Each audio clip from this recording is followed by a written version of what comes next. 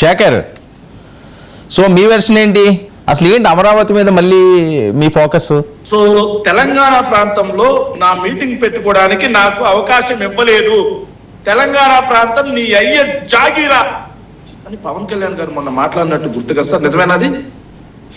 మరి అమరావతి ప్రాంతంలో మేము పర్యటించడానికి అవకాశం ఇవ్వకుండా అడ్డుకుంటున్నారు. అమరావతి ప్రాంతం కేవలం మీ అయ్యల జాగీరేనా అని మేము అడిగితే తలకాయ పర్మిషన్ కూడా ఇస్తే వాళ్ళకి. ఒక్క నిమిషం నువ్వు మాట్లాడావు, కామ్ గా ఉన్నా. ఎవరు మాట్లాడకండి, నేను ఇస్తాను. ఎవరిని తిట్టడం లేదు. వర్మ గారు ఎవరు డిస్టర్బ్ చేయరు, కాదు లాంగ్వేజ్ కరెక్ట్ గా ఉండాలని చెప్పండి. అవునమ్మా, ఆయన మాట్లాడిన దాని గురించి అంటున్నాను నేను. సరే ఓకే.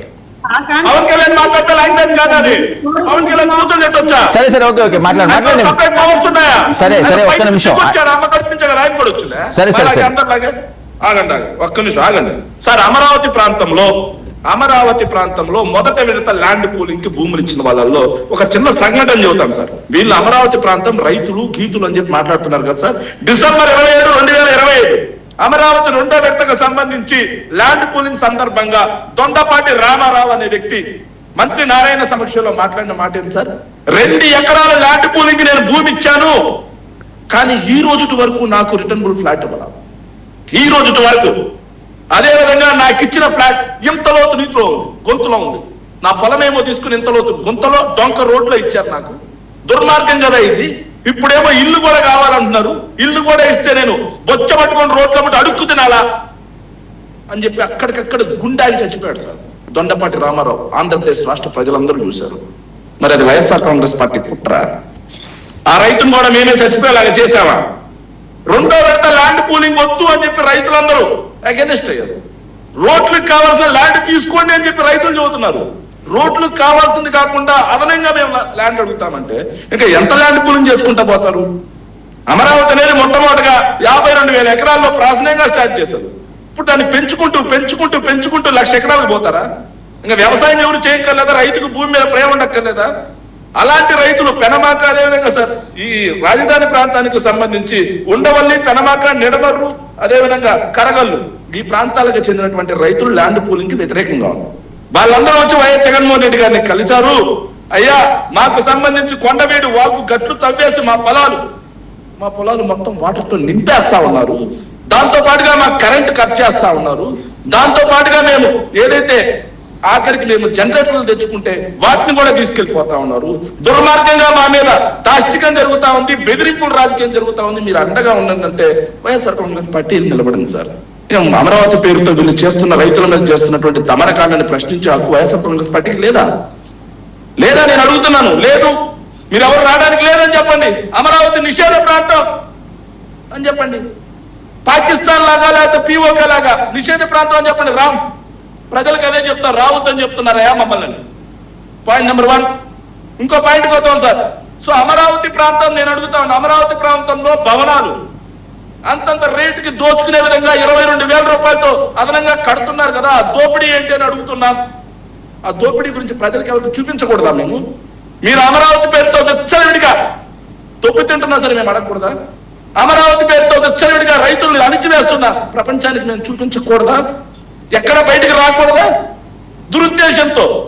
దురుద్దేశంతో మాట్లాడితే చెప్తా ఉన్నారు సార్. వైఎస్ఆర్ కాంగ్రెస్ పార్టీ వాళ్ళు వెళ్ళి రెచ్చగొట్టారంట. నాకు అర్థం కావట్లేదు సార్. సో వీళ్ళంతా ఎవరు సార్? నాకు తెలియక అడుగుతున్నాను నేను దయచేసి. సో వీళ్ళు ఎవరు సార్? ఆ రాళ్ళేసింది ఎవరు? ఆ రాళ్ళేసిన వ్యక్తి ఎవరు ఒకసారి చూడండి సార్. ఆ సర్కిల్లో ఉన్నారు చూడండి సార్. ఆయన ఎవరో తెలుసా sir? Rayapati Kiran, Telugu Desam party TNSF అధ్యక్షుడు, పెంచలయ్య, ఎస్టీ సెల్. వీళ్ళంతా రైతులా? ఇక ఈయన మాట్లాడుతా ఉన్నాడు విజయ్ కిరణ్ గారు, ముగ్గురు కొట్టి మొక్కసాలకి ఏడ్చినటువంటి ఇదే అని చెప్పేసి. రాజధాని ప్రాంతంలో ఈ రోజు వెళితే ఏం చేశారయ్యా? కోడిగుట్లు వేయించి తెలుగుదేశం పార్టీ మహిళల చేత, తెలుగుదేశం పార్టీ సభ్యత్వం ఉన్న మహిళల చేత బయట పెడతారా? నారా లోకేష్ తో ఫోటోలు ఉన్న మహిళలు నేను ఫోటో బయట పెడతారా? వాళ్ళ చేత కోడిగుట్లు వేయించి మళ్ళీ వాళ్ళే కూర్చోబెట్టించి మా మీద కోడిగుట్లు వేశారని చెప్పి మాట్లాడుతున్నారు సార్. సో వాళ్ళు నల్ల బ్యాడ్జీలు తీసుకుని శాంతియుత నిరసనకు వస్తే వాళ్ళ చేతిలో రాళ్ళు ఎక్కడి నుంచి వచ్చాయి? నల్ల బ్యాడ్జీలు వేసుకొని రావద్దు అని చెప్పి ఆపడానికి వస్తే వాళ్ళ చేతిలో కోడిగుట్లు ఎక్కడ వచ్చాయి? ఎక్కడి నుంచి వచ్చాయండి?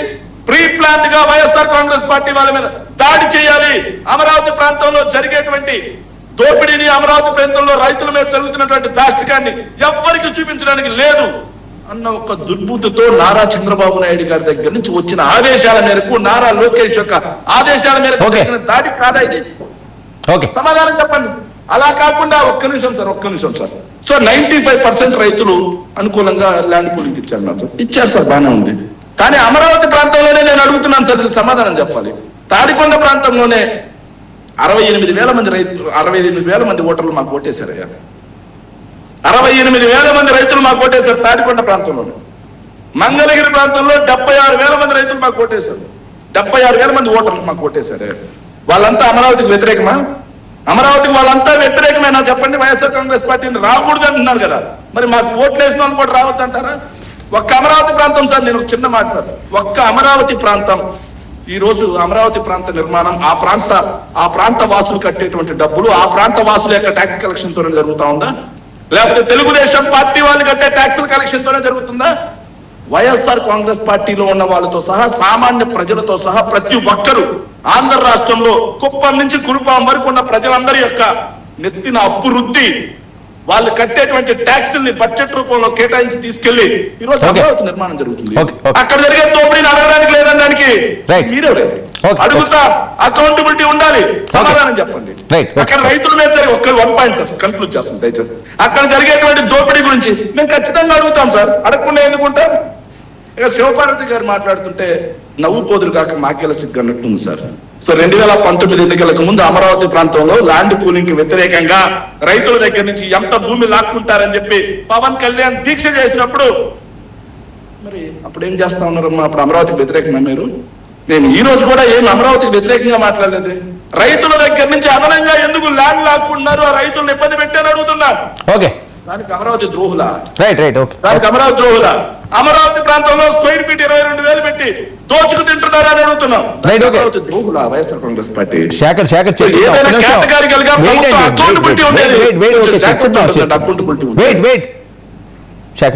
కృష్ణాంజలి గారు, ఇదండి పరిస్థితి.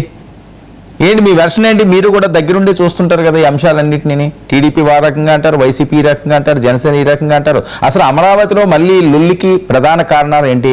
అమరావతి భవితవ్యం ఏంటి? వర్మ గారు నమస్తే. ప్యానల్ మెంబర్స్ అందరికి నమస్కారం. ఉన్నవల్లిలో జరిగినటువంటి ఈ ఘటన 3 కోణాల్లో చూడాలండి. మొట్టమొదటిది ఏంటి అని అంటే, వైఎస్ఆర్ కాంగ్రెస్ పార్టీ యొక్క వైఖరి అమరావతి పట్ల ఈ రోజున అదే వైఎస్ఆర్ కాంగ్రెస్ పార్టీ వెళ్ళి అమరావతికి సంబంధించినటువంటి అంశాల మీద మాట్లాడేటువంటి ప్రయత్నం. దీని వెనకాల వైఎస్ఆర్ కాంగ్రెస్ పార్టీ స్ట్రాటజీ ఏంటి అనేటువంటి అంశం ఒకటి. రెండోది ఏంటి అని అంటే, లా అండ్ ఆర్డర్ సిచ్యువేషన్ సంబంధించినటువంటి అంశము. ఇక్కడ ఇద్దరు ఘర్షణ పడేటువంటి పరిస్థితులు, వీటిని అదుపు చేయడానికి కావాల్సినటువంటి నేపథ్యము, దీంట్లో ప్రభుత్వ వైఫల్యం ఏమన్నా ఉందా. మూడో కోణము రాజకీయపరమైనటువంటి కోణం. ఈ రాజకీయపరమైన కోణంలో 2 పార్టీలే ఉన్నాయి. ఒకటి తెలుగుదేశం, 2 వైఎస్ఆర్ కాంగ్రెస్ పార్టీ. ఈ 2 పార్టీలు అక్కడ బాహాబాయికి దిగినటువంటి పరిస్థితి. ఈ 3 కోణాల్లో చూసినప్పుడు మొట్టమొదటిది వైఎస్ఆర్ కాంగ్రెస్ పార్టీ వాళ్ళు ఇందాక ప్రెస్ కాన్ఫరెన్స్ పెట్టి అడిగారు, ఇదేమన్నా మేము ఎందుకు వెళ్ళకూడదు అమరావతిలోకి అనేటువంటి విషయాల్ని చాలా ప్రస్తావనలు చేశారు. ఎందుకు వెళ్ళకూడదు అని అంటే, 2015 నుంచి ఇప్పుడు వరకు కూడా వైఎస్ఆర్ కాంగ్రెస్ పార్టీ 2019లో గెలవటానికి ముందు మాట్లాడినటువంటి మాటలు, గెలిచిన తర్వాత 3 రాజధానులని మాట్లాడినటువంటి మాటలు, అదేవిధంగా 2024లో ఓడిపోయిన తర్వాత కూడా మళ్ళీ అమరావతికి వ్యతిరేకంగా మొన్న మావిగన్నని కొత్త ప్రతిపాదన తీసుకొచ్చినటువంటి వ్యవహారం. అంటే భవిష్యత్తులో కూడా మేము ఆంధ్రప్రదేశ్ రాజధాని అమరావతి అనే దానికి మేము వ్యతిరేకం అని చాలా స్పష్టంగా జగన్మోహన్ రెడ్డి ప్రకటించినటువంటి పరిస్థితి. ఇది ఎవరైనా అనొచ్చు, మావిగనంటే ఏముంది, అమరావతి కూడా దాంట్లో ఉంది కదా.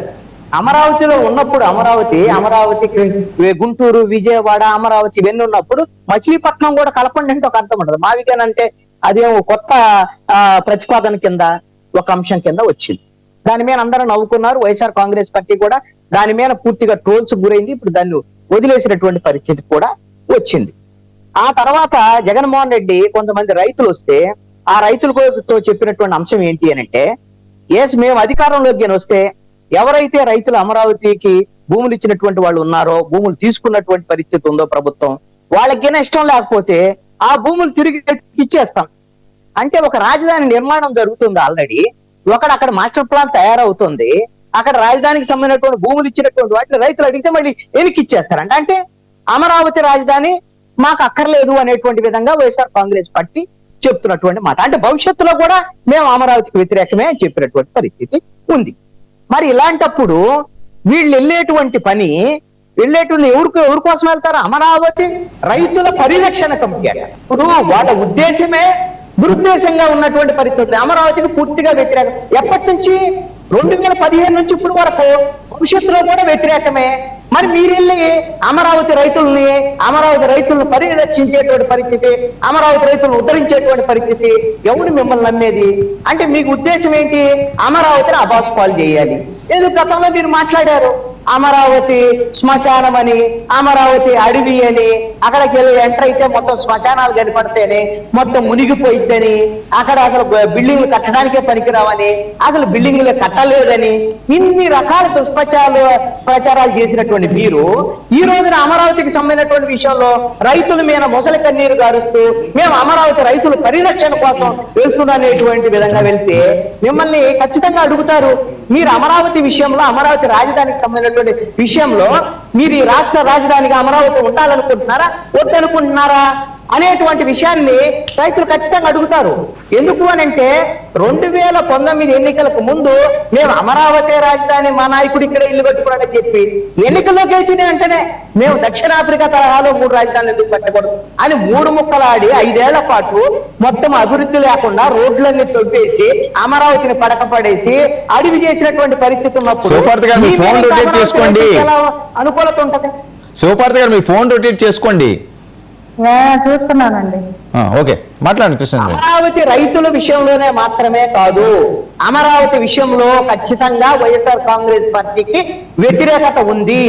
ఆ వ్యతిరేకతని వాళ్ళు పదే ప్రదర్శిస్తున్నారు, ప్రకటిస్తున్నారు. భవిష్యత్తులో కూడా మేము అమరావతి వ్యతిరేకమని జగన్మోహన్ రెడ్డి చెప్పిన తర్వాత ఇప్పుడు అంబట్రాంబాబు వెళ్ళి, అదే విధంగా పేరు నాని వెళ్ళి, వీళ్ళందరూ వెళ్ళి అమరావతిలో ఏం చేయాలని వెళ్తారు అనేటువంటిది ఖచ్చితంగా వీళ్ళు వ్యతిరేకంగా వెళ్తున్నారు. వీళ్ళు అమరావతిని అబాస్పాలు చేయాలని వెళ్తున్నారు అనేటువంటి అనుమానం రైతులకు కలుగుద్దా, కలగదా? అందుకని వాళ్ళు వ్యతిరేకించినటువంటి పరిస్థితి ఉంది.